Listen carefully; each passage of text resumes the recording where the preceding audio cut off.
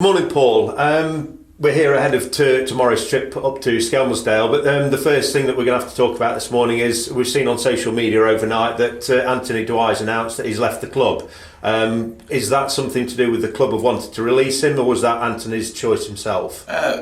It's one that I was desperate for Anthony to stay. I think he's been, a credit to himself, and he's done an absolute fantastic job for us. But unfortunately, Stafford put 7 days in for him probably a couple of weeks ago now. The lad was desperate to stay. We wanted him to stay, but circumstances meant that we can't compete with what Stafford have offered him. So I'm being very sincere when I wish him all the best. And again, he's been an absolute credit to himself. Yeah, it looks, reading on social media this morning, a lot of fans, I think every fan has taken to him because there's a lot of good wishes for him and a lot of people saying how disappointed they are that he's gone. Yeah, definitely. I say that he's very popular in and around the football club. He's come and he's worked his socks off from day one. He's the last person off the training pitch. And that, you love working with people like that. So, I wish him all the best from a personal level. The football club obviously would wish him all the best, apart from the games when he's going to be against us. But, it's an opportunity for someone else now. One of the younger ones have got to step up and, stake a claim for that place now. But, it's frustrating that, I've made, not hidden behind the fact that, I want to bring forwards into the club, not let forwards out. So, it is frustrating, but we've got to get on with it now and not look for excuses. Right, and how will this alter your plans for tomorrow's trip to Skelmersdale? Obviously, Anthony's not been involved in the last couple of games. He's been on the bench. Again, that was no other reason than how we decided to set teams up for different games. It gives an opportunity for someone else to come into the squad now, and it's happened now. There's nothing you can do. You've got to get on with it, and hopefully, somebody else comes up and does well and makes a place their own. And it is frustrating. I can't hide away from that, but we'll be okay. Yeah, so we look at, you're talking about new players coming in, staking their place on the starting line. Well, look, Brandon Clark came on Tuesday night against Spennymoor, and he did really well, didn't he? Brandon's a boy who, over the last year at the football club has gone from not being in the academy team into less than a year later, putting a really, really good claim to a starting place in the first team. So, Brandon's a lad who physically is already there. He's fitness-wise, he's different class compared to other people at the football club as well. So it's just getting him, to get himself bedded in, to get used to training full-time like we are doing.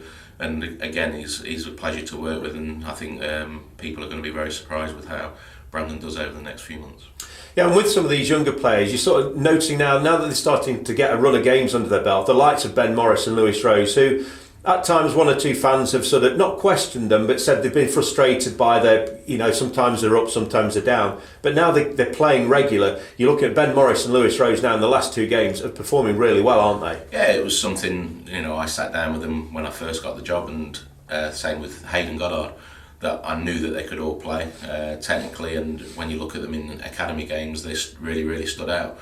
But it was a case of, I keep saying it in every interview I've done, that about the other side of the game. And I think that all three of them have took that on board now, where they're starting to land on the ball in better areas. They're looking after the football a lot better than what they used to.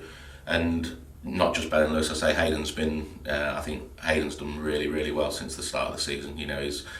He's come in, he's changed positions a couple of times, and he's just gone with it, and you can see a development in all three of those. And they're not going to stand still now. They've got to keep striving. And I've said all along that I'd like to play two up front, but if you're playing these youngsters, sometimes you need to get that formation where you can allow them to express themselves. And I think you've got the best out of Lewis and Ben playing in more advanced areas with just the one up front. So it's all swings and roundabouts. There's pluses for playing different formations, and there's negatives, but we're doing okay, and we'll still we'll keep working on that.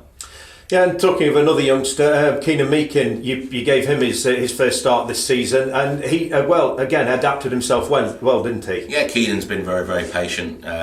He struggles with injuries over the summer.